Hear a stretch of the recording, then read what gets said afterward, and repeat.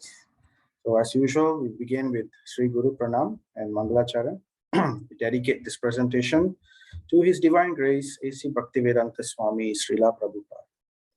Om Ajnanatimirandasya Jnananjana Shalakaya Chakshurum Militam Yena Tasmai Sri Guruve Namaha. Sri Chaitanya Manobishtam Stapitam Yena Bhutale Swayam Rupa Gadamayam Dadati Swapadantikam. Vandeham Sri Guru Sri Yuta Padakamalam Sri Gurun Vaishnavamscha Sri Rupam Sagrajadam Sahagana Raghunathanvitam Tam Sajivam Sadvaitam Savadutam Parijana Sahitam Krishna Chaitanya Devam Sri Radha Krishna Padahan Sahagana Lalita Sri Vishakhanvitamscha. He Krishna Karuna Sindhu Dinabandhu Jagatpati Gopisha Gopika Kanta Radha Kanta Namostute. Jayatam Saratau Pangur Mama Manda Matirgati Matsarvasva Padam Bojo Radha Madanamo Hanao Divyat Vrindaranya Kalpadrumadaha Srimad Ratnagara Simhastanasto Srimad Radha Srila Govinda Devo Prashtali Bihi Sevyamano Smarami Sriman Rasa Rasarambi Vamsivata Statastitaha Karshan Venu Svanair Gopir Gopinata Shriyastunaha Tapta Kanchana Gaurangi Radhe Vrindavaneshwari Vrishabhanu Sute Devi Pranamami Haripriye. Jaya Sri Krishna Chaitanya Prabhu Nityananda Shri Advaita Gadadhara Sri Vasadi Gaura Bhakta Vrinda. Hare Krishna Krishna Krishna Hare Hare Hare Rama Rama Rama Hare Hare. Hare Krishna Krishna Krishna Hare Hare Hare Rama Rama Rama Hare Hare. Hare Krishna Krishna Krishna Hare Hare Hare Rama Rama Rama Hare Hare. Nama Om Vishnupadaya Krishna Prasthaya Bhutale Srimate Bhaktivedanta Swami Nitinamine. Namaste Saraswati Devi Gauravani Pracharine Nirvisesha Sunyavadi Paschatya Deshatarine. Narayanam Namaskrityam Naram Chaiva Narottamam Devim Saraswatim Vyasam Tato Jayo Udiraye. Before reciting the Srimad Bhagavatam, which is the very means of conquest, one should offer respectful obeisances unto the personality of Godhead Narayana, unto Nara Narayana Rishis, the supermost human being, unto Mother Saraswati, the goddess of learning, and unto Srila Vyasadeva, the author.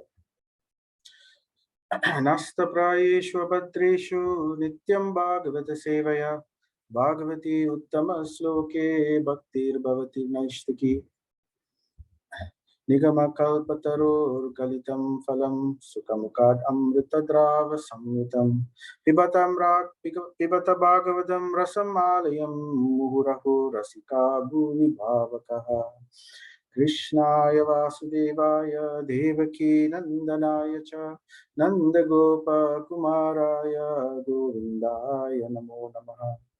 Let me therefore offer my respectful obeisances unto the Lord, who has become the son of Vasudeva, the pleasure of Devaki, the boy of Nanda, and the other cowherd men of Vrindavan, and the enlivener of the cows and the senses. Krishna Nama Pankajanabhaya, Nama Pankajamaline, Nama Pankajanetraya, Namaste Pankajangre. My respectful obeisances are unto you, O Lord, whose abdomen is marked with a depression like a lotus flower, who are always decorated with garlands of lotus flowers, whose glance is as cool as the lotus, and whose feet are engraved with lotuses. Namo Vishnupadaya Krishna Prasthaya Bhutale Srimati Bhakti Vikna Vinashana Vishnayati Namine Mukam Karoti Vachalam Pangum Langayatam Girim Yatkripatamaham Vande Sri Gurudinatarinam Paramananda Madhavam Sri Chaitanyam Ishwaram Tatsat. So Hare Krishna everybody. So welcome to our Srimad Bhagavatam session. So this is chapter 8, prayers by Queen Kunti and Parikshit saved. So we've already heard about Parikshit being saved in the first part of this chapter. So now we are right in the midst of, we've just started the Queen Kunti's prayers in the previous session part 2. We just started with it. So basically what happened is, to bring you up to the sequence of events, Krishna, after the Mahabharat war, after the incidences of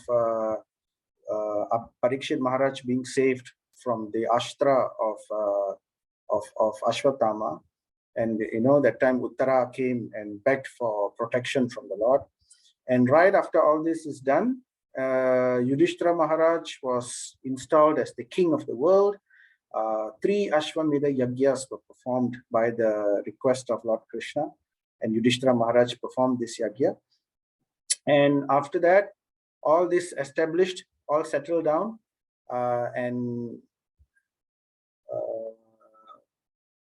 the Parikshit Maharaj's, the saving of Parikshit Maharaj happened after that. After Yudhishthira Maharaj was established as a king, right?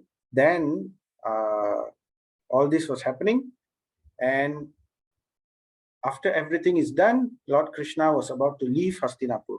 He wanted to go to Dwaraka, back to his kinsman. So at that time, Queen Kunti, she came because she saw Lord Krishna was finally about to leave.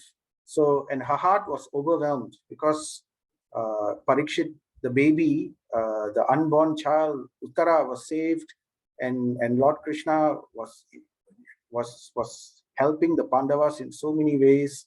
So her heart was overwhelmed. So she came and approached, together with the other Pandavas, approached Lord Krishna, and she started to offer beautiful prayers. And we are going to just summarize quickly what we have already heard so far. So Kunti Maharani's Prarthana. Prarthana means prayers. So previously we discussed how prayers, as per the teachings of our acharyas, can be divided into 3 sections. So when we pray to the Lord, it's customary that we approach the Lord following these particular method, the 3 sections of how we should offer prayers. So the first part is called Samprarthanatmika, very feelingly offering prayers. Prarthana means prayer, and Atmika means very feelingly offering prayers. What kind of prayers? Prayers of glorification of the Lord. So we don't straight away go to the Lord and tell the Lord our problems, or tell the Lord this happened, that happened, please can you help me? So we don't go straight away. There is a method. So this is the established method.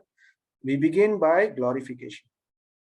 So many nice verses. Some of the verses we recited just now, Krishnaya Vasudevaya, Nama Pankajanabhaya, all these verses are glorification verses spoken by Kunti Maharani. So we can divide Kunti Maharani's prayers into several sections. The first section is called Darshan. So under Darshan prayer, Darshan means basically she is glorifying the Lord's darshan.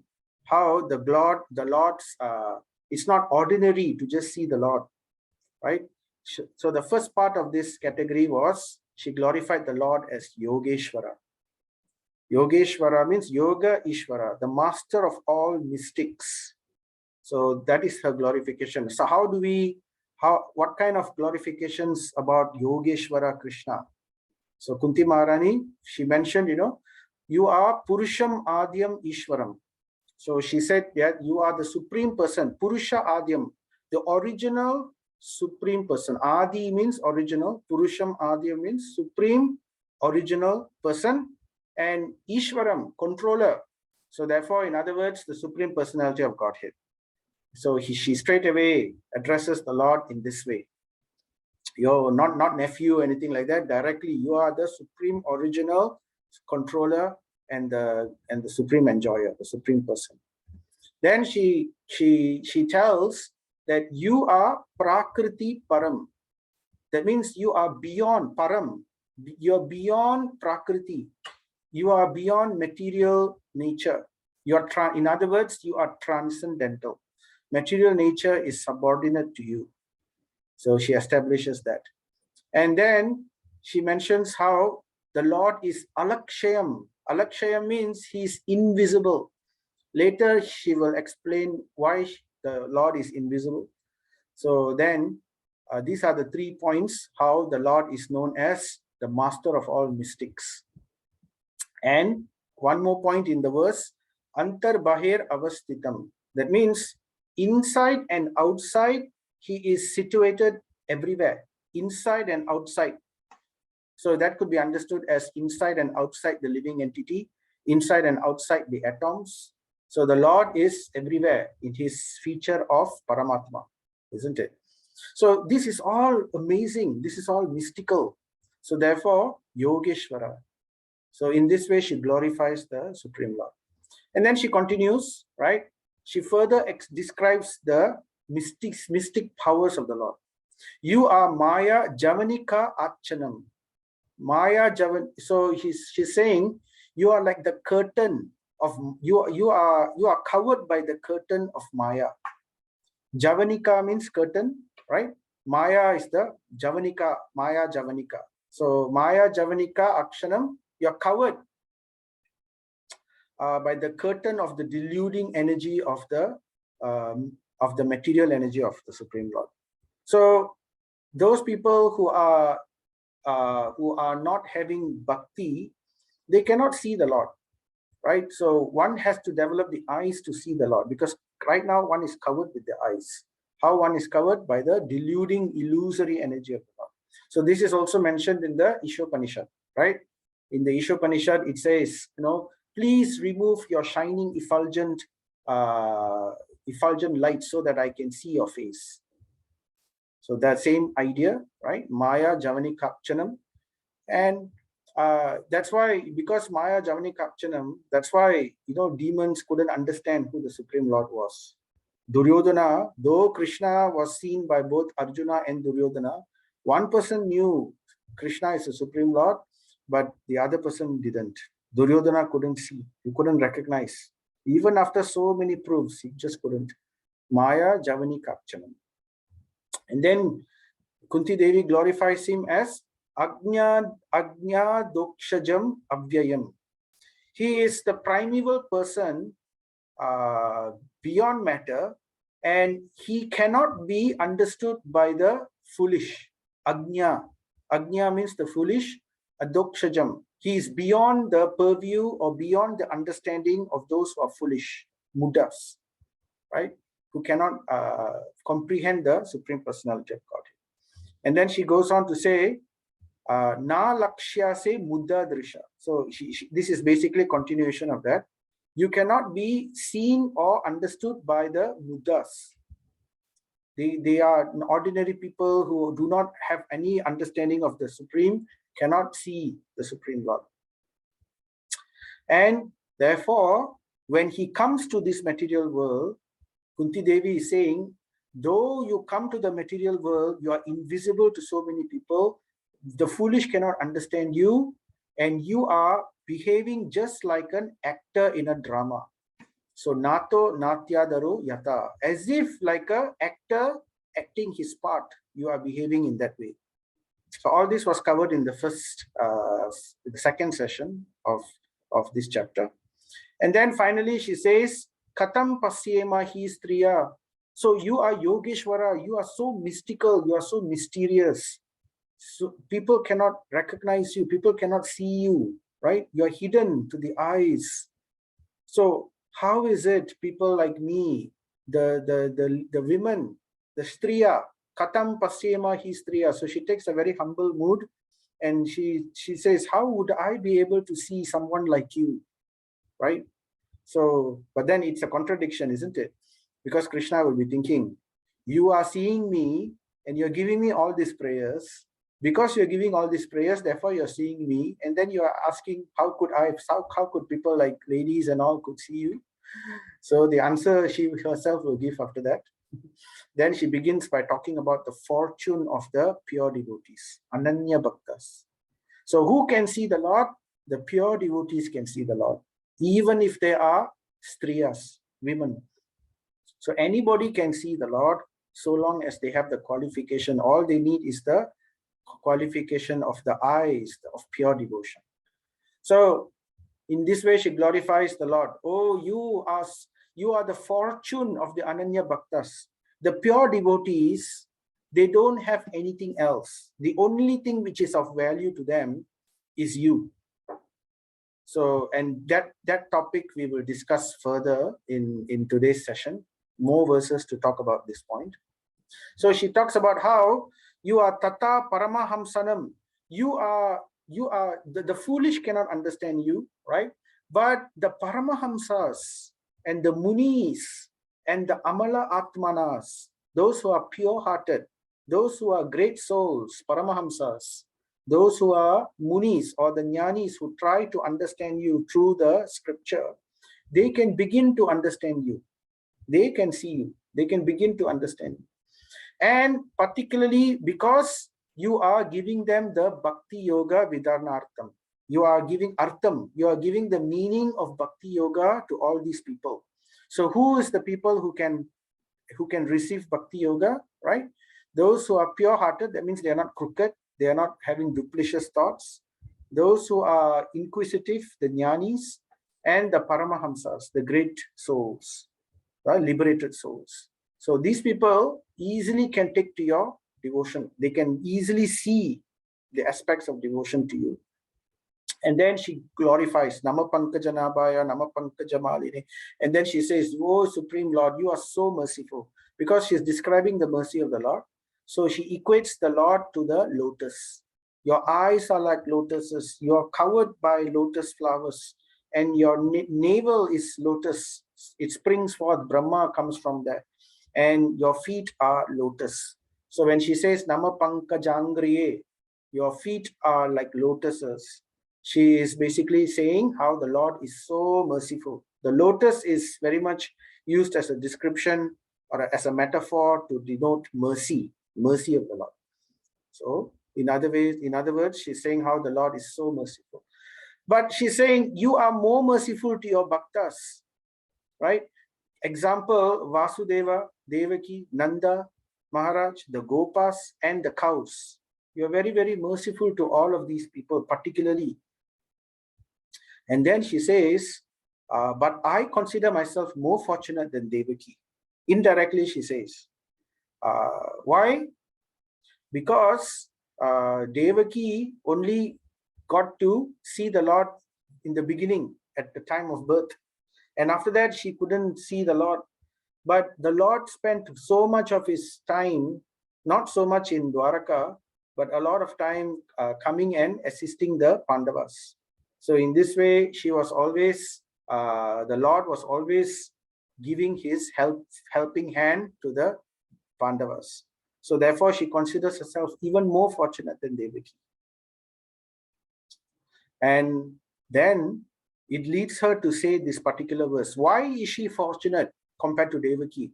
Devaki only had one problem. She says Devaki only had one problem. She was jailed by Kamsa.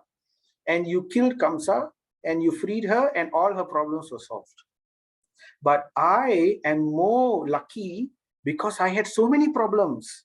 Because I had so many problems, you again and again and again came to save us. So therefore, she considers herself extremely fortunate. So then, because of this line of thinking, she gives this beautiful defining verse. Vipada Shantu Ta Sasvat Tatra Tatra Jagat Guru Bhavato Darshanam Yatshyat Apunar Bhava Darshanam. Because we are having so many problems, we got to see your darshan. And because we got to see your darshan, we were saved from the cycle of birth and death. Bhavo Darshanam, by your darshan, we are saved from the Bhava Darshanam, from the cycle of from the darshanam of the material nature. So we are so fortunate. So let there be more and more miseries. Let there be more and more disturbances which come my way, oh Krishna, because if that means I can see you more and more. So that is her defining prayer, very, very advanced understanding. So basically, the ones in blue are all Samprarthanatmika, the glorification prayers. These are all glorification prayers. And amongst them, as I mentioned, there are 3 stages of prayers. No matter what kind of prayer it is, usually always there will be these 3 stages. You can look out for next time whenever anyone gives prayers. The first part is glorification. So we heard about how Krishna is Yogeshwara, right? How the devotees are very fortunate by the mercy of Krishna, how Krishna is so merciful. So all this is Samprarthanatmika, glorification. Then comes Dainyavodika. Dainyavodika means very feelingly putting yourself in a humble situation. That means you are saying, oh, you are so great, Krishna. Krishna, you're so great. But I am so fallen. I am so full of materialistic thoughts. I am so full of anarthas. So, genuinely feeling humble. That is called Dainya Bodhika. So, therefore, you can see a beginning of that. Kunti Devi said, in a very humble manner, how I am just a mere woman. How can I understand someone like you who are so mysterious? Great Paramahamsas, great Jnanis, great pure-hearted people, they can understand you. But I'm just a pure woman. I'm just a simple woman. And yet you were so merciful to me. So therefore, she puts herself in a very humble position in front of the Lord. So that is common, isn't it? We pay our obeisances to the Lord. So that is also an example of Dainya Bodhika. So first, you are great. Then I am so fallen. After that, you ask the Lord a favor. Because you are so great and I'm so fallen, can you please do this for me? Can you please help me? Can you please give me something? So that prayer is called Lala Samai. So Lala Samai. So therefore, here she prays. She's asking a favor for the Lord. What's the favor she's asking? Give me more and more troubles so that I can always remember you again and again, and we can have your association again and again. So that's her prayer, a Lala Samai. That's Lala Samai means basically asking for a stage of perfection, asking for something which is like a perfection. So here she's asking for association of the Lord. Let me have your association more and more. I don't care if it means that I will have more and more problems. So this is her prayer. So we covered all this previously. So we are now continuing with verse 26. Right, so verse 26, my Lord, you are akinchana gocharam. So this is the fortune of the bhaktas. We are continuing the aspect of fortune of the bhaktas. So she's saying, why the bhaktas are so fortunate? Because the bhaktas know nothing but you. They want nothing else but you. And therefore you are known as akinchana gocharam. Akinchana gocharam means one who is approached easily by those people who are akinchana. That means those who have nothing. Kinchana means those who have something. Akinchana means those who have nothing. Those who are materially, Prabhupada translates it as those who are materially exhausted. Akinchana. So for the akinchana, Krishna becomes gocharam. He becomes easily approached. He becomes easily available. So one who is akinchana, Krishna is easy to purchase, gocharam. So therefore, the understanding is not like, it's not the idea that we immediately become destitute, we give away everything and throw away everything. The Pandavas, they had their kingdom. The kingdom was there already. They won the kingdom. They got everything. Kingdom, name, fame, glory, everything was there. But Kunti Maharani, we will hear more and more today, how she is so surrendered that she considered all this kingdom, everything is nothing actually. It's not really, it can be there, it cannot be there. It doesn't matter to her. These are just like a side effect, right? So what the real jewel is the Supreme Lord. So anyway, I'm getting ahead of myself. Let's just go step by step. So you are akinchana gocharam. You are the fortune of those who have nothing. And then she continues. One who is trying to improve himself with Janma, Aishwarya, Shruta, Sribihi, and who becomes mad in trying to improve himself in these ways, right? So what are these things? Janma, birth, good birth position. Aishwarya, opulence. Shruta, education, erudition. Shri Bihi, by the possession of beauty. So one who is always after good birth, opulence, great material education, prosperity, beauty, and one who's mad, one who's mada. Madaha means mad, who's trying to improve himself in this way. What is their state? Example of such people: Dhritarashtra, Duryodhana. What they try to do just to get Janma, Aishwarya, Shruta, Shribi, right? Dhritarashtra wanted to be king so much, right? And therefore his son Duryodhana also wanted to, though they don't deserve to be king, they were not supposed to be king, still they angled for that so much. So they wanted that Janma to be a king. Aishwarya, opulence, they were not satisfied with just their half of the kingdom. They wanted the Pandavas' kingdom also, right? So in this way, those who are mad after these things, what happens to them? They cannot approach you by sincere feeling. What does that mean? They can also be devotees, right?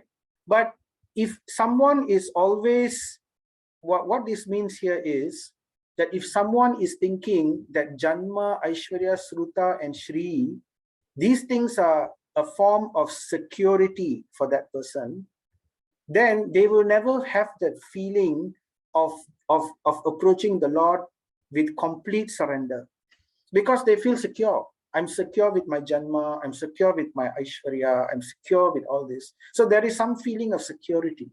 So therefore, they could never come to the point of absolute surrender in approaching the Lord, just like how the Pandavas did. They were completely surrendered to the Lord. So then Prabhupada gives his purports here. It is said in the Shastras that by once uttering the holy name of the Lord, the sinner gets rid of a quantity of sins that he is unable to commit. Such is the power of uttering the holy name of the Lord. That is not the least exaggeration in this statement. So anybody can chant, anybody can approach the Lord simply by uttering the holy name of the Lord. But there is a quality to such utterances also. It depends on the quality of feeling. A helpless man can feelingly utter the holy name of the Lord, whereas a man who utters the same holy name in great material satisfaction cannot be so sincere. So that's the point. That's the meaning of akinchana gocharam. So one who is akinchana, he is helpless. His only dependence is the Lord. Oh Lord, please help me. So that's why Prabhupada say, when we chant the holy name, we should chant just like a child crying out helplessly for his mother. So, he knows, nothing can help me. My birth, my education, my understanding, my knowledge, my power, my beauty, all this cannot help me. Only my mother can help me. So the child cries. So in the same way, we have to cry for the Lord. So if we are secure in such feelings of power, wealth, beauty, so then it's very difficult. So we have to get rid of that, not get rid virtually. Of course, the Lord sometimes arranges in such a way, right? We will hear more about that again in this. This is one of the main topics of discussion for today's part. But yes, it helps us. One who doesn't have anything, then it becomes easier for him to surrender. So Prabhupada continues to help us to understand the material covering of the pure spirit soul is an external feature, as much as fever is an external feature of the unhealthy body.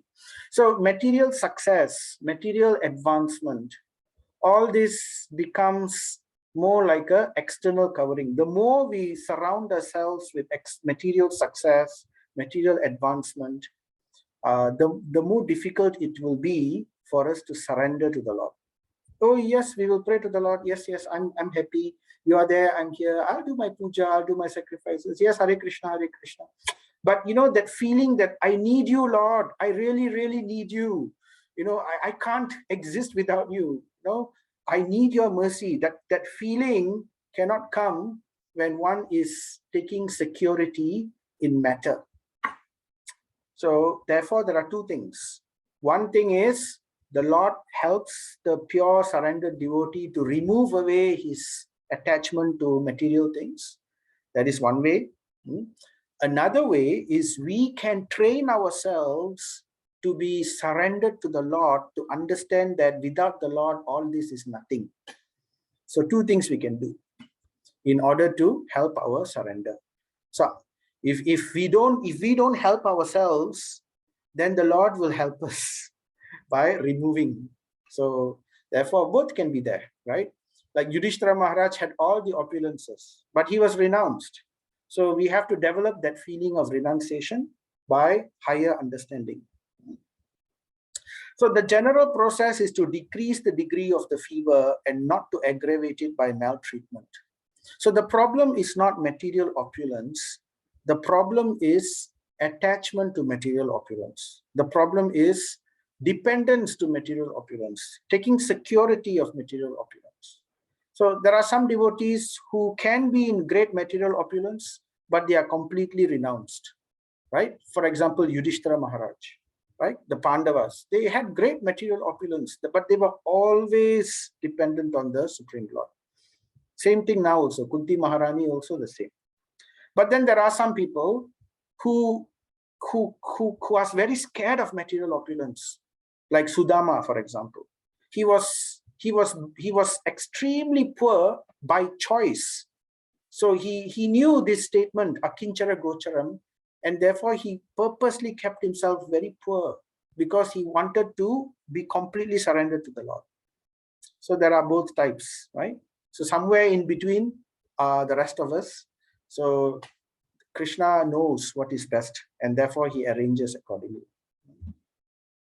So then Prabhupada continues, the general process is to decrease the degree of fever and not to aggravate it by maltreatment. So because, our problem is we become so easily illusioned.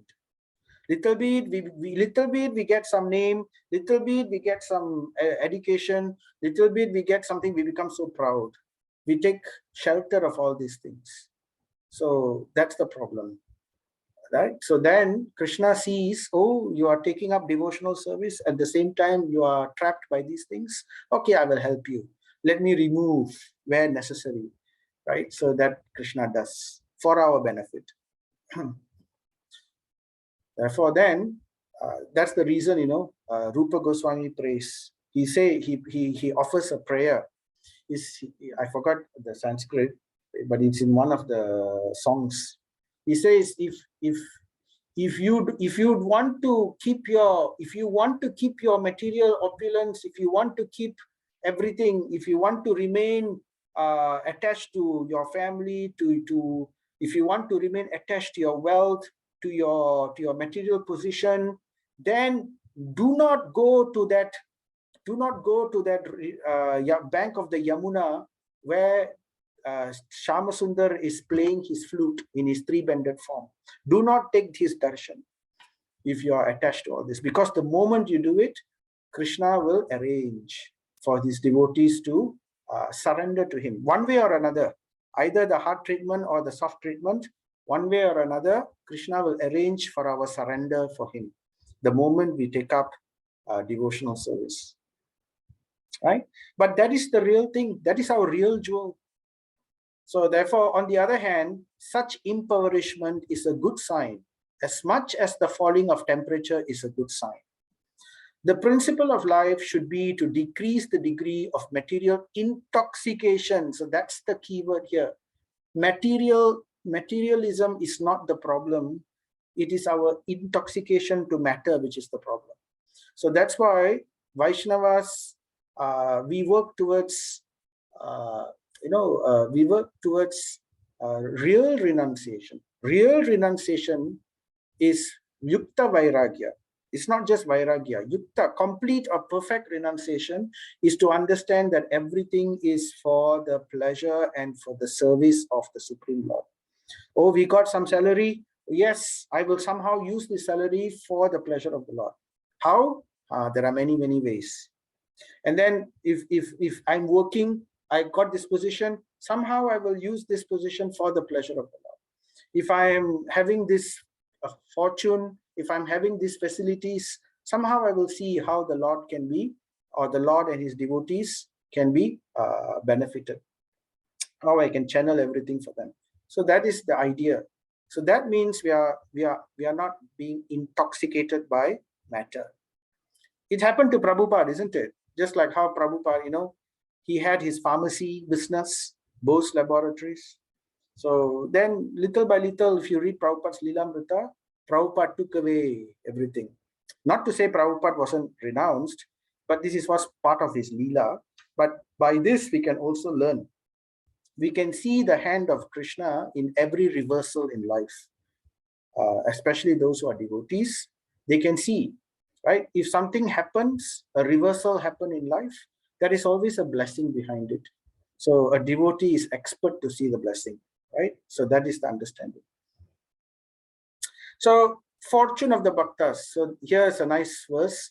Namo akinchana vittaya. Therefore, she glorifies the Lord as, you are, please accept my obeisances. Namo akinchana vittaya. You are just now we already mentioned what is akinchana. Akinchana means those who have nothing, right?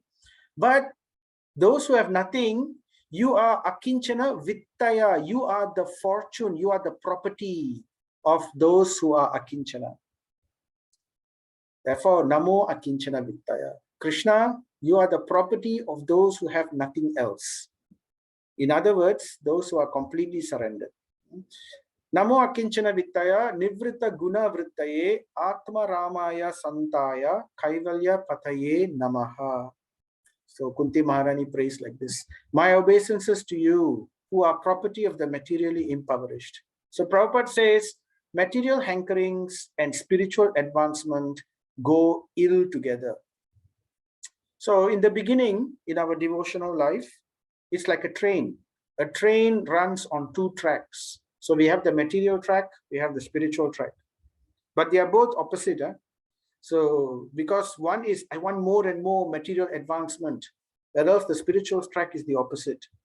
So in the beginning, both go together, but eventually the two tracks must merge to become monorail, right? Monorail, only one track. So one shouldn't go on continuously with both material hankering as well as spiritual hankering. That's why by the process of bhakti, Shravanam, particularly Shravanam and particularly Kirtanam, Shravanam, Kirtanam, by this process of bhakti, automatically what will happen? When we take shelter of bhakti, bhukti, mukti and siddhi will come with folded hands. So they are ready to offer, right? But the pure devotee, that's where the pure devotee, bhukti means material opulence will come with folded hands. Come, let me give you all this. And then mukti, liberation will also come with folded hands. Come, let me give you liberation. And siddhi, mystic powers will also come with folded hands. Let me give you mystic powers. But that's where Maya is testing us. What do we really want? What do we really want? Do we want Krishna or we want mixture? So yeah, we can have both, right? Then these are called mixed devotees. Then, like the devas, like Indra, like all the other devas. So yes, they want both. But the pure devotees, the Ananya Bhakta, they want only Krishna, right? So by the pure devotional service, by practice of Shravanam and Kirtanam, renunciation will occur in our heart at one point, right? Renunciation for matter, at the same time, increase of attachment for Krishna. So it cannot be either, it has to be both. By increasing our attachment for Krishna, automatically renunciation for matter will become manifest.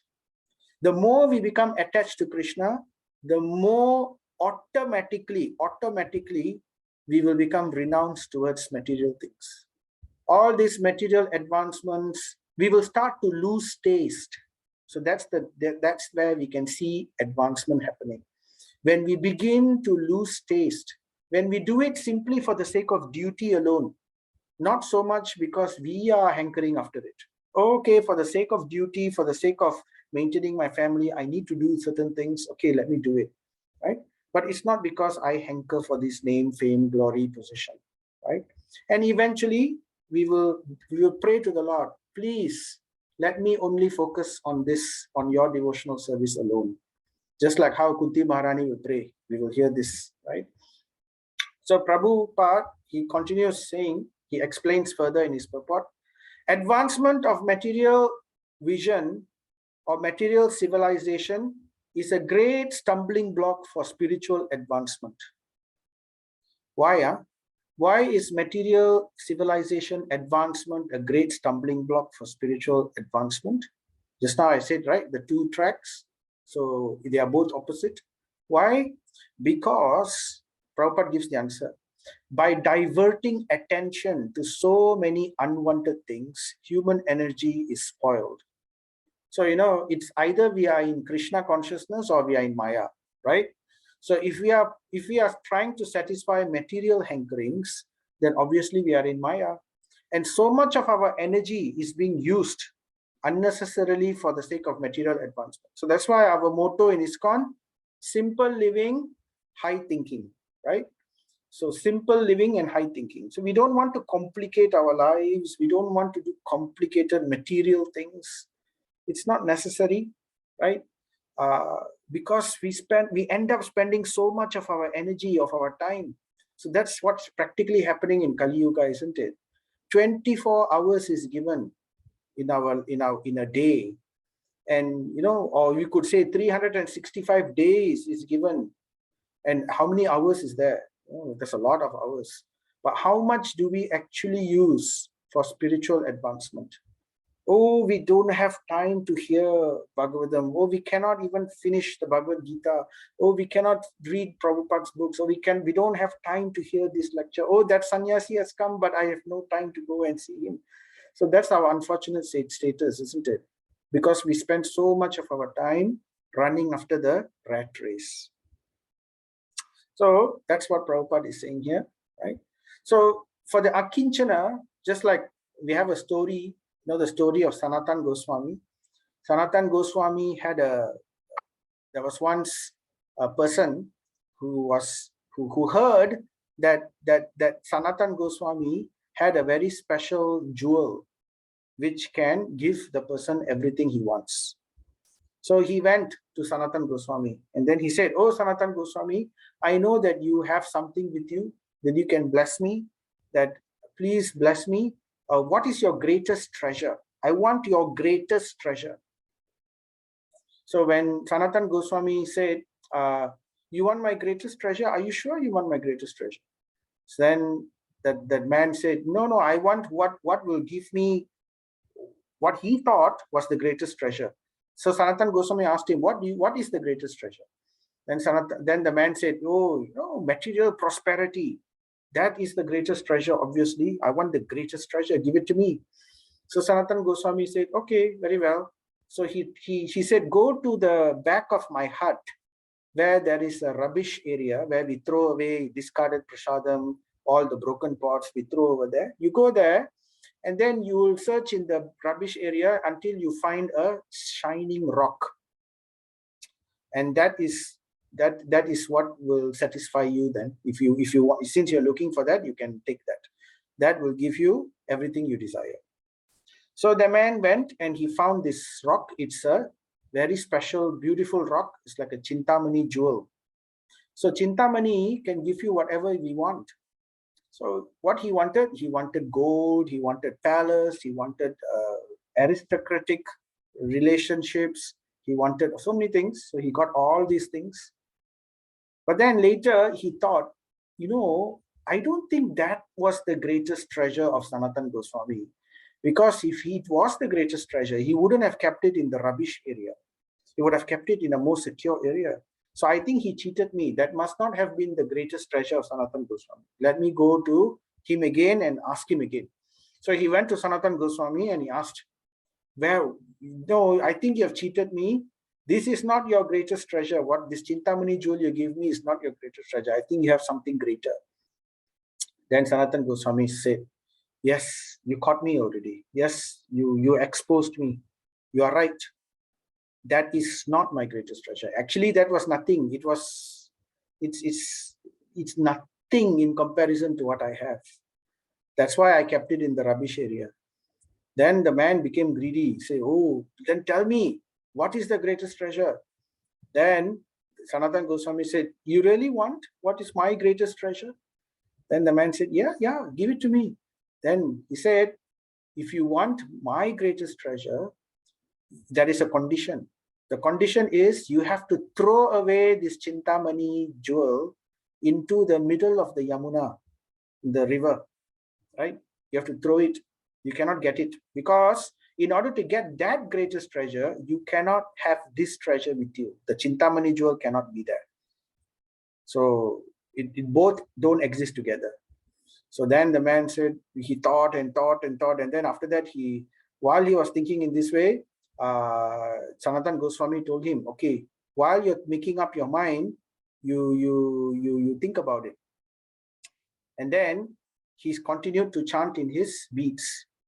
So then the man said, okay, finally, after seeing Sanatan Goswami chanting in his beats, suddenly he just agreed, okay, I will just throw away the stone. And he threw it away into the river, and then he came to Sanatan Goswami. Now, please tell me what to do. So Sanatan Goswami says, you know that greatest treasure? The greatest treasure is there in that temple. So you go to that temple, you see there is Radha Madan Mohan, and you go to him and you chant the holy names of the Lord. Hare Krishna, Krishna Krishna, Hare Hare, Hare Rama, Rama Rama, Hare Hare. So then you will get the greatest treasure in your life. So anyway, that story is just to illustrate how material advancement, actually it's not really material advancement, it is the love for material advancement. It's the attachment. You know, Bhagavad Gita, it says, right, Bhogaishvarya prasaktanam tayapaharta chetasam. One who is too much attached to Bhoga and Aishwarya, to such a person, this pure devotional service, this yoga, such a mind cannot take place, because he's always disturbed. He's always hankering after something else. So therefore, Kunti Maharani continues, you have nothing to do with the actions and reactions of material modes of nature. You are transcendental, right? You are Nivrita Guna Vrittaye. So you are beyond the three gunas. You are self-satisfied. You are Atma Ramaya. And therefore, you are the most gentle, Santaya. Because one who is self-satisfied, he has no envy. He's the most Atma Rama. He's the most self-satisfied. You know, Krishna has 6 opulences. The 6th opulence is renunciation. He is full to the maximum in renunciation.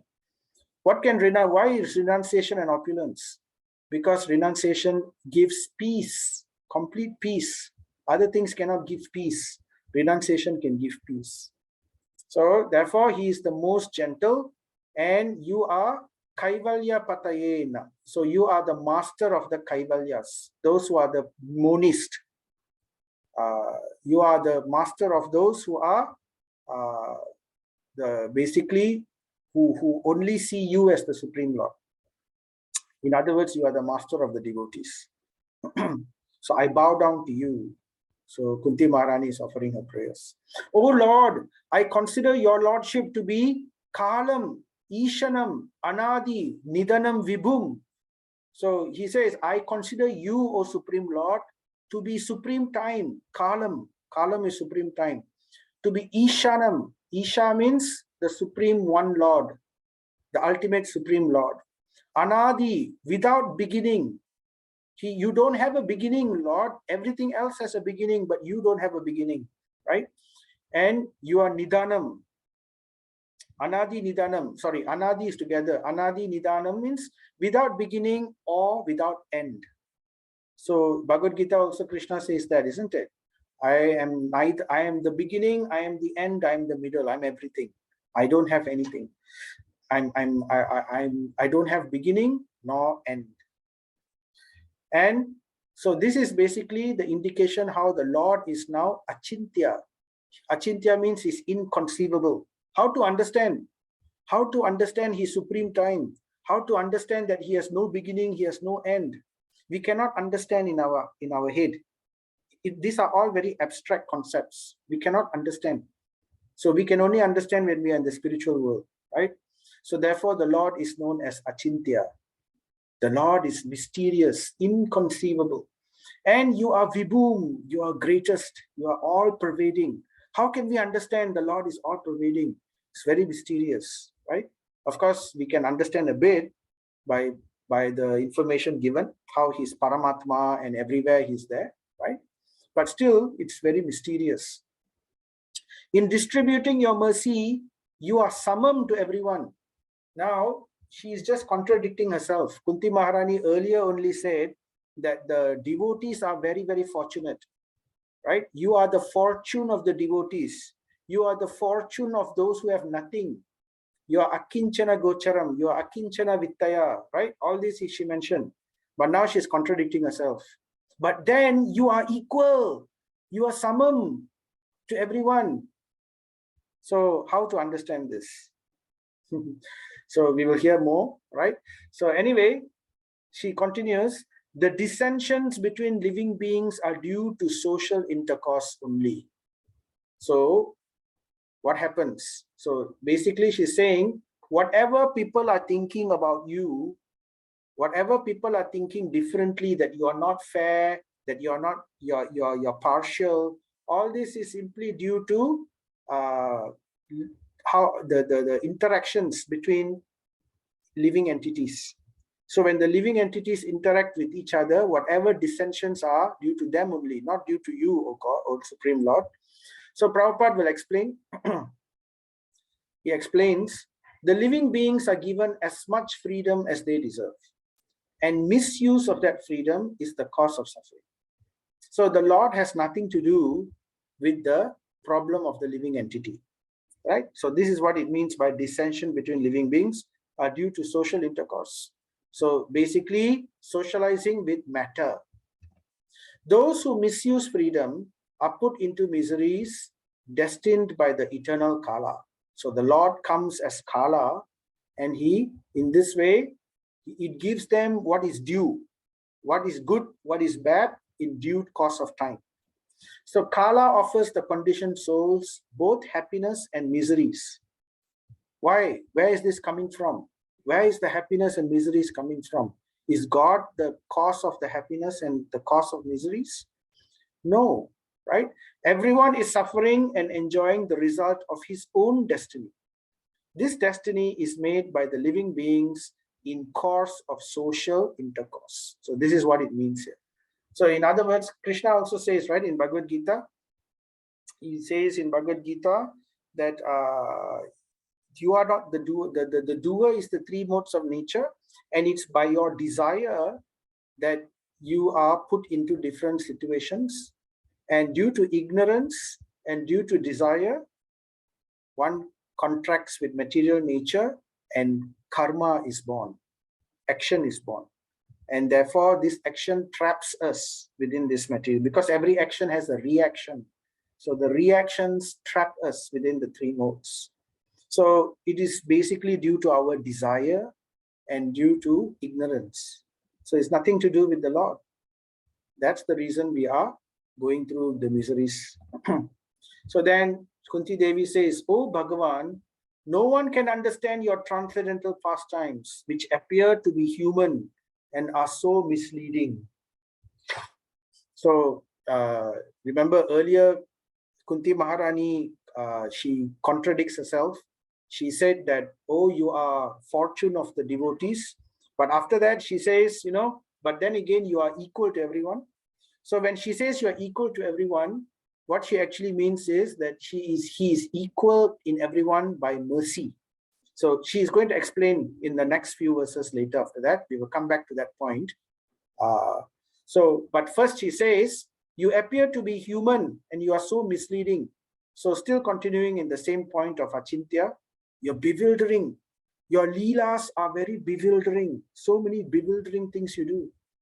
You have no specific object of favor, nor do you have any object of envy. So the Lord has no duty to perform in this material world. He is transcendental beyond, right? He's para. There is nothing actually for him to achieve. But why does he come then? Why does he come to this material world? And why does he do his various leelas? So Kunti Maharani says, people only imagine that you are partial. Actually, you are equal, right? So therefore she explains, people only imagine you are partial. So how to understand this? So if you read the purport, Prabhupada describes various things, just like the sun. Krishna, just like the sun. Now the sun rises, right? And what does it do? It rises and then it shines everywhere, wherever the sunlight touches.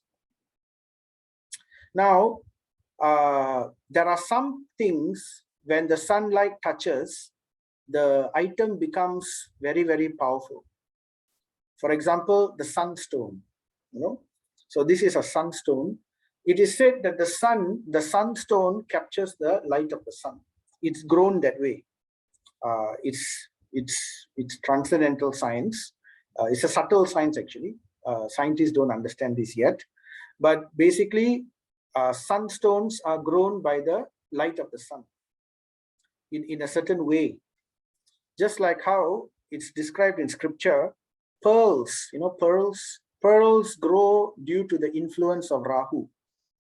When Rahu shines when Rahu comes in a certain position with the moon, and when the moon is under the constellation of Swati, the moonlight of the light of the moon under the constellation of Swati, together with the position of Rahu, the light emitted by these planets acts in such a way that the pearl is grown within the oyster. So that is what scripture describes. So in the same way, the sunstone is also grown by the power of the light of the sun. So it becomes powerful. So the same sunlight though, when the sunstone becomes richer and richer, greater and greater by the continuous shining of the sun, but the same sunlight, when it hits the blind man, a blind man, his eyes cannot see anything. What is the point of the sun? The sun comes, the same sun which was so useful to the sunstone is completely useless to the blind man.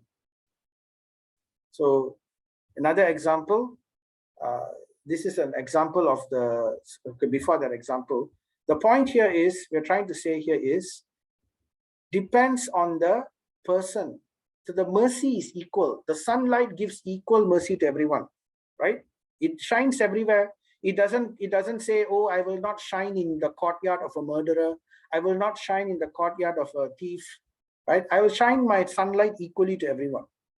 Some people will take maximum advantage of the sunlight, whereas some people will hide away from the sunlight. And for some people, it becomes a problem. So just like the sunstone takes maximum advantage of the sunlight, whereas the blind man cannot take any advantage of the sunlight. And then there are some birds, like the Chakravaka bird, who waits for the sunlight. As soon as the sun rises, the bird becomes so happy. Chakravaka bird, right? So, and then there is also another type of bird, which is like called the Brahmani duck. The Brahmani duck it doesn't like it wants the sun. When the sunlight goes, it becomes extremely morose. The scripture describes that this Brahmani duck is actually cursed by sages. In previous life, they were couples, and they were cursed by sages because they disturbed the sage. They went and disturbed the sage. I don't exactly know what they did, but then they got cursed. The curse was that you will become a duck, a Brahmani duck, and in such a way that when the sun is there, they will be together, the couple. But when the sun has set, the couples will be lost to each other. They cannot be with each other. So interestingly, I checked this up actually. The Brahmani duck actually is like that. When the sun is shining, the male duck and the female duck are together. But as soon as the sun sets, they separate. They go their different places, and they don't know where each of the couple is. They don't know where the partner is. So they will cry, lamenting the whole night, waiting for the sun to rise again so they can come back together. So it's interesting. So the scripture has a lot of wisdom we can understand. So therefore, for the duck, for this Brahmani duck, the sunlight is happiness. Now, there are some living entities where the sunlight is not good. They don't want the sunlight. They prefer the darkness, just like the owl. The owl prefers the darkness. The sun is this enemy. And the thief wants to always have darkness. He's happy when there is darkness because he can steal. So therefore, the mercy of the Lord is equal to everybody, but it depends on the attitude of the person. So just like Hare Krishna Mahamantra is given to everyone, just like devotional service is open to everyone, but it depends on the attitude of the person. So some people can take it better, some people cannot take it well. So in this way, right, it looks like as if the Lord is partial to his devotees. The devotees, it looks like as if they get a lot of opportunity to see the Lord, to interact with the Lord, to associate with the Lord. But that is actually, it's just like the parent and the child. No? If a parent has a child, two children, one child is always disobedient, and the other child is always obedient and very nice, loving, right? The parent is equal to both. He gives equal opportunity. Food is given to both the children. Education is given to both the children. A place to stay is given to both the children. But there is a natural inclination of love to the child who is always obedient, isn't it? So same way with the Lord. So the Lord is equal, but at the same time, he is partial. And the Lord likes it that he is known to be partial to his devotees. So even though he's equal to all, right? Especially he likes to be known that he's partial to devotees. So Akinchana Gocharam or Bhakta Vatsala. He is known as Bhakta Vatsala. So Prabhupada says, partiality in receiving the Lord's mercy is relative to the recipient, not the fault of the Lord. The Lord is equal in his dealings. It's the recipient who decides what kind of relationship he's going to have with the Lord. So then Kunti Maharani continues, of course it is bewildering, vidambanam, very bewildering, Vishvatman, that you work through, of course it is bewildering, vidambanam means bewildering, Vishvatman, that you work though you are inactive. Vishva Atman, the word Vishva Atma. Vishva means the entire universe, Atma. Atma means the soul. So Kunti Maharani is saying, is calling Krishna, you are Vishva Atman. You are the soul of all creation. You know, like somebody will say, he is the life and soul of the party. Without him, the party will be boring, right? So in this way, Kunti Maharani is telling Krishna, you are the life and soul of the entire universe. Without you, nothing is there in this worthwhile in this universe. But though you are Vishwa Atman, right? But it is very bewildering. What is bewildering? That you work. You are working. You're doing activities which look like you're working. You know, you had to come, you had to go and save the earth from all the demons, and then you had to come and give dharma to all the people, and then you have to, you know, establish dharma, destroy all the demons, you know. But what's that verse? Sarva dharma parityagya. Sorry, duskritam vinashanam. Right? You destroy all the demons. So it looks like you're doing work, but actually you are inactive. So, and that is bewildering. And Kunti Maharani says, and you take birth, though you are vital force, you are taking birth, though you are ajasya. Ajasya means you are unborn. You cannot be born because you have no beginning, you have no ending, but yet you take birth in this material world. So that is bewildering. So, and she has understood this. So that's why the atheist cannot understand the Lord because they don't have that bhakti. So the bewildering nature bewilders them completely, right? Oh, Krishna cannot be God, because he is born, he has a father, he has a mother. How can he be God? God cannot be having father, mother. So they can't understand this. So it takes a special intelligence to understand this. So Kunti Maharani is telling the Lord, you are vidambanam, bewildering. Your activities are bewildering. What more is bewildering is you descend amongst you are the soul of the universe. You are the Vishwa Atman, but yet you descend amongst the Tiryak. Tiryak means the animals. You descend among the Nara means the human beings.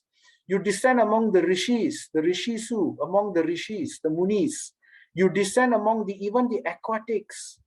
So in every species, you come. In every type of living entity, you descend amongst them as incarnation, avatar. He comes as Matsya, fish incarnation. He comes as Kurma, tortoise incarnation. So as a fish, he comes. As aquatics, he comes.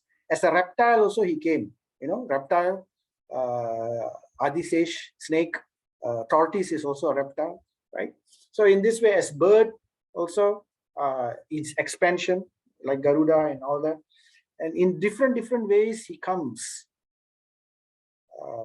So far, insect, I don't know, but probably there are. So anyway, he comes. Krishna also says, right? Among the trees, I am the banyan tree. Among the animals, I am the lion. Among the aquatics, I am the shark. So these are vibhutis, the spark of greatness of the Lord, which descends. So this is bewildering. You are the Atman of the universe, and yet you descend. Why? Why do you descend? It's bewildering qualities. So Kunti Maharani is praying like this. And then she continues further about Krishna's bewildering quality. My dear Krishna, Mother Yashoda took up a rope to bind you when you committed an offense. And your perturbed eyes overflooded with tears.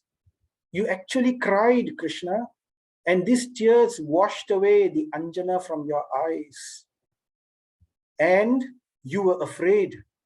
You were afraid of Mother Yashoda, though fear personified is afraid of you. This sight is vimohayati to me, is bewildering to me, bewildering to my eyes.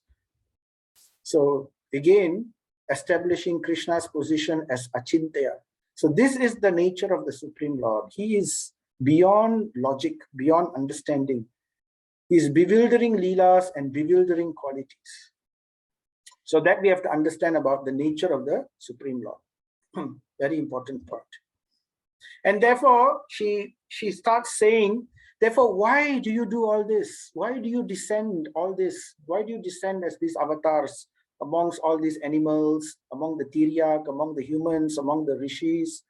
So then she says, some say that the unborn, because you are ajam, you cannot take birth, you are unborn, you don't have a beginning. So some say the unborn is born. That very word is contradiction. Huh? The unborn is born. It's a paradox. How to understand? Therefore, you're achintya. So some say the unborn is born for the glorification of pious kings. Oh, you came just to glorify the wonderful great kings who did so much of wonderful things. For example, he came to glorify Yudhishthira Maharaj.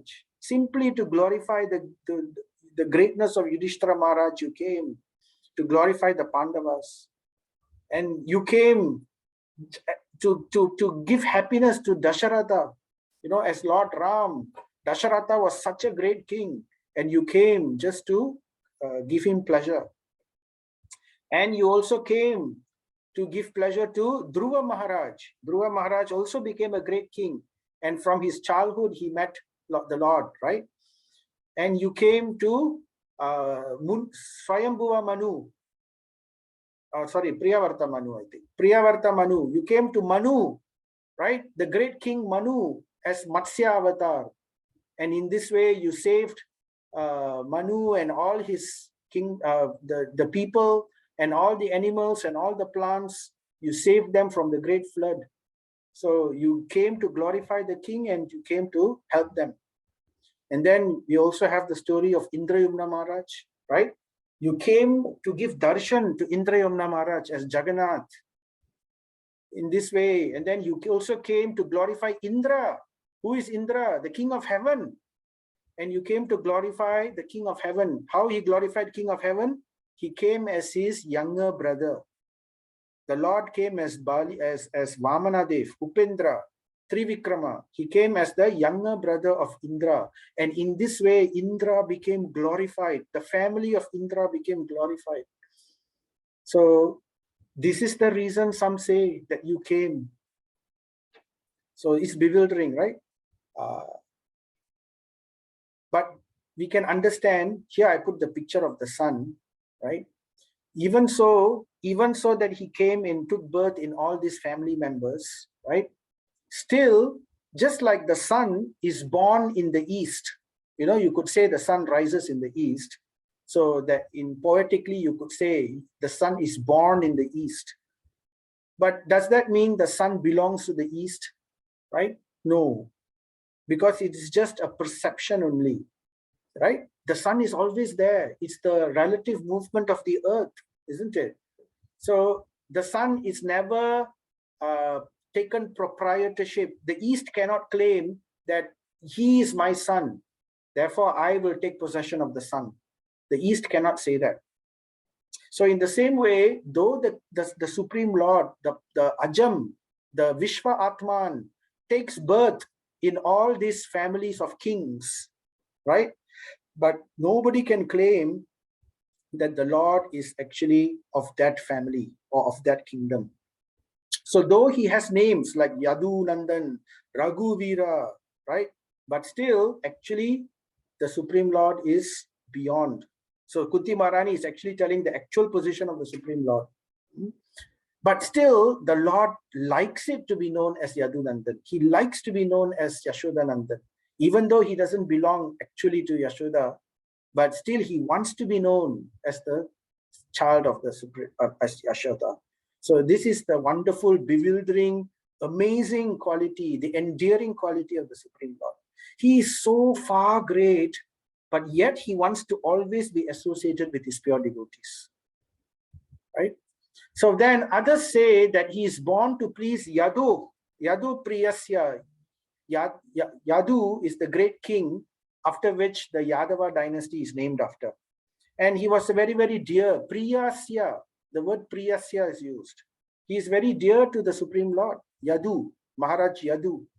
So some say that the Lord took birth in the Yadu dynasty simply to glorify Yadu. Is that the reason? So you appear in his family just as Chandanam appears in the Malaya hills. You know, our Malaysia is known as Malaya those days, right? So it's said that Malaya hills is famous for sandalwood trees. Our particular type of earth, the soil in this area is particularly well suited for sandalwood trees. But that doesn't mean that sandalwood trees will only grow there. It also grows in other places, right? So Kunti Maharani is beautifully glorifying the Lord in this way. So then she continues, others say that since both Vasudeva and Devaki prayed for you, you have taken your birth as their son. So one reason is because he came to glorify the kings, right? And another reason, other people say, oh, you came simply to make your devotee happy. Vasudeva and Devaki, they prayed to you. They wanted you to be their son. So you came and you satisfied their promise. So in other words, you came to satisfy the promise of to give boon and to satisfy the promise of your devotees. So previously, Vasudev and Devaki, they were Sutapa and Trishni, and they prayed, right? and they got the Lord as their son. And before that, they also they were praying Diti, Kadarma, and Aditi. So they got Vamana Dev as their son. So in this way, they prayed. Paritranam sadhunam vinashaya cha duskritam. So he comes to kill the demons, to make the kings happy. But more importantly, sadhunam vinasaya cha. Paritranaya sadhunam. This is the more important reason why he comes, to satisfy his devotees. And then she continues, undoubtedly you are Aja, yet you take your birth for their welfare, Shemaya, for their welfare, and to kill the Sura Dvisham, right? Vinashaya cha dushkritam, to kill the Sura Dvisham. Sura means the saintly, and Dvisham means envious. So in other words, Sura Dvisham means those who are envious of the saintly. In other words, demons.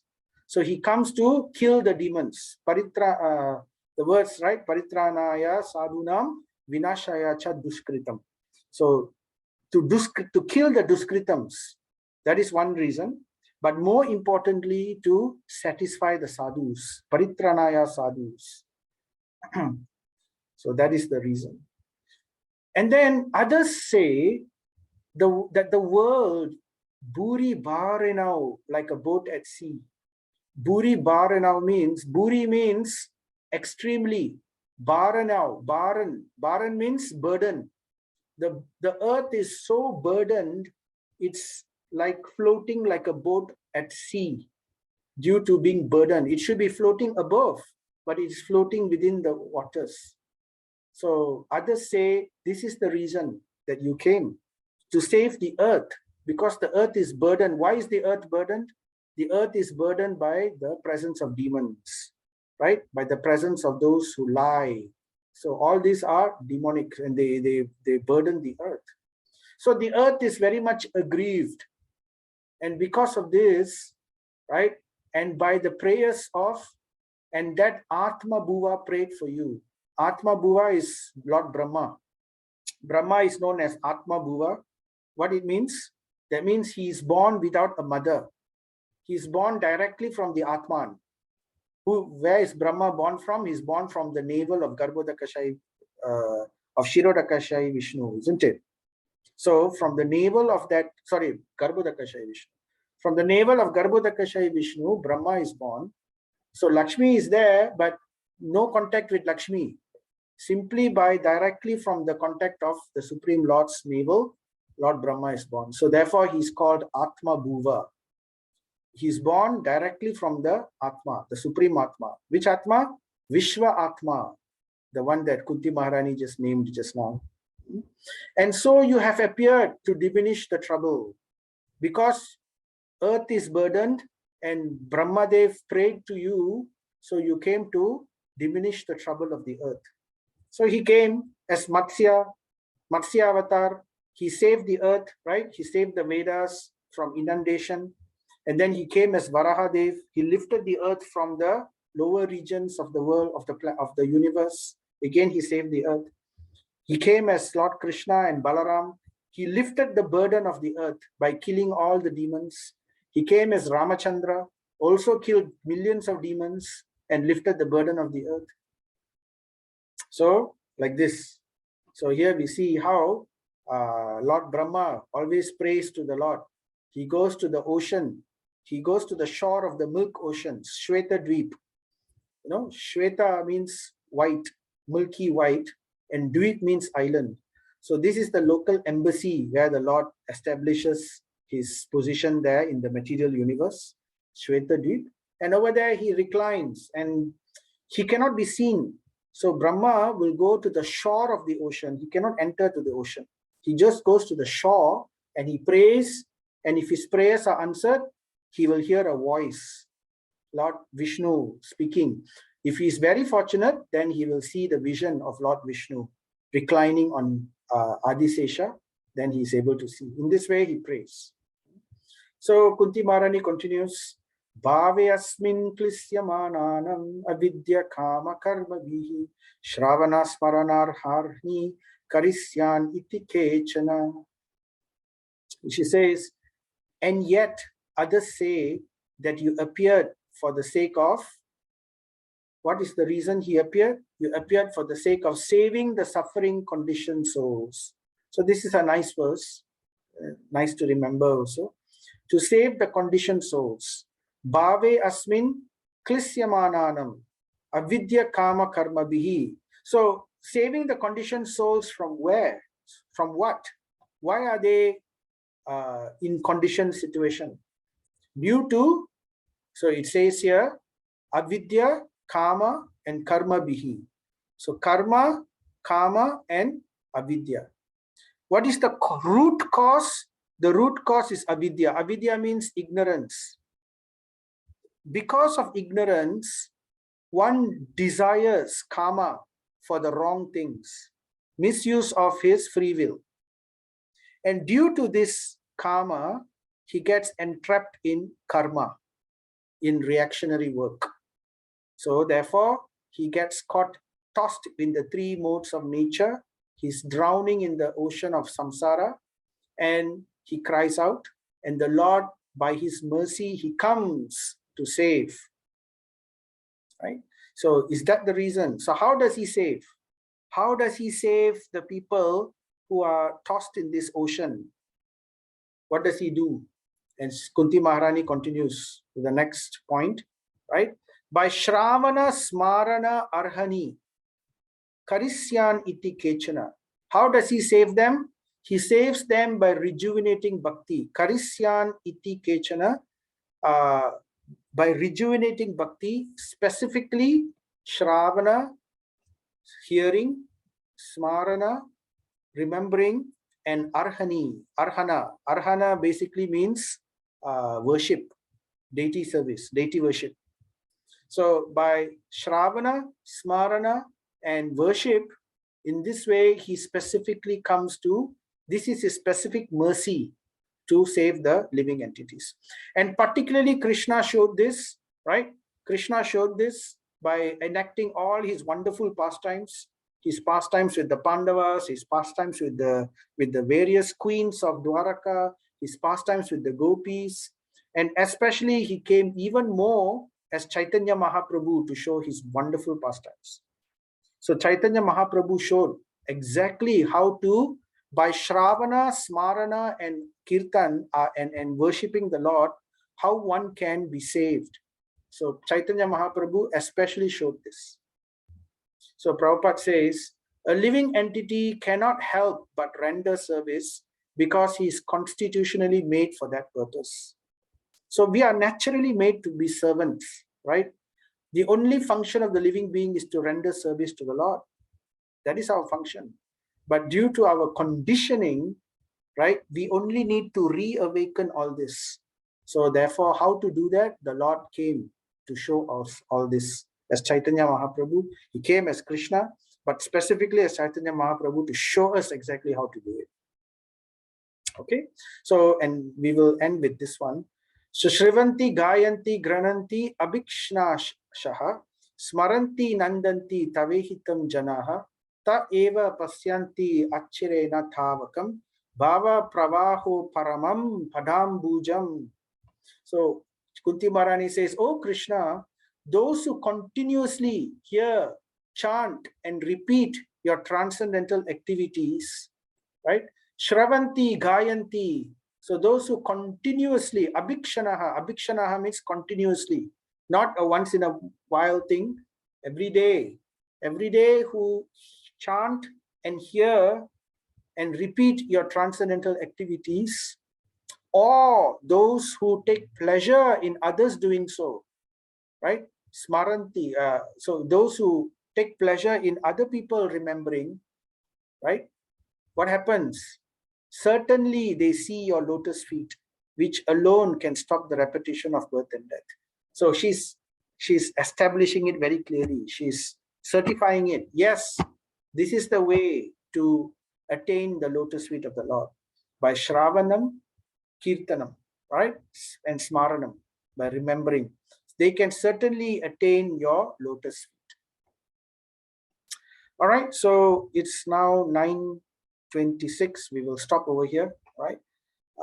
If there is any questions, Kunti Maharani will continue the heart of it later, right? But we will just, at this point, it's basically establishing devotional service. Okay. Ramanuja Prabhu, you have a question? Yes. Hare Krishna, Prabhu. Hare Krishna. Prabhu, that means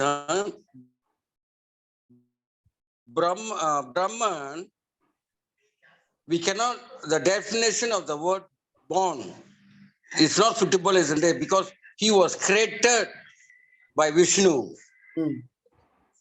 So, two living entities born. One is Brahman, one is lotus flower.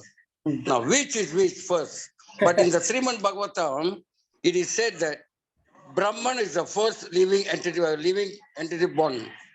But actually, it's a lotus flower, isn't it? Oh no, lotus flower is part of Vishnu. He just like the umbilical cord. Just like the umbilical cord, we have the mother has the umbilical cord. So you cannot say the umbilical cord is born first, then only the baby. The umbilical cord is part of the mother, right? Is the connection to the mother. So in the same way, the lotus flower is actually part of Lord Vishnu, the Garbhodakashai Vishnu. So the lotus emanates from the navel of the Lord. It's not born. The lotus is not born. It emanates from the. That's why the Lord is called.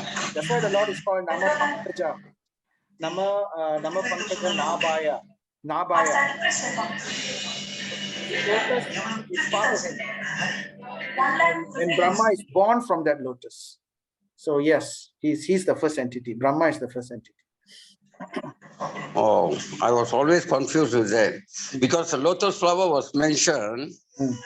Oh yeah, okay. It's part of the body. It is part of the body, and then yeah, Brahma is. Okay, Prabhu. Thank you. Hare Krishna. Hare Krishna, Prabhu. Anything else? Anybody else? Any questions? Prabhu always asks interesting questions. Okay. Just sometimes we are just curious, Prabhu. Yeah, I know. Things, Your questions I cannot predict what questions you're gonna ask. It's always something unpredictable. But it's good. I appreciate it. Thank you. At least something for me to say something about. Thank you, Prabhu. Thank you very much. Hare Krishna.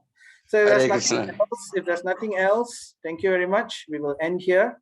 Srila Prabhupada ki jai, Srimad Bhagavatam ki jai, Sri Krishna Bhagavan ki jai. Jai. Haribo. Hare Krishna. Hare Krishna, Prabhu. Thank you. Hare Krishna, Prabhu. Thank Hare you, Prabhu. Krishna. Thank you, Prabhu. Hare Krishna.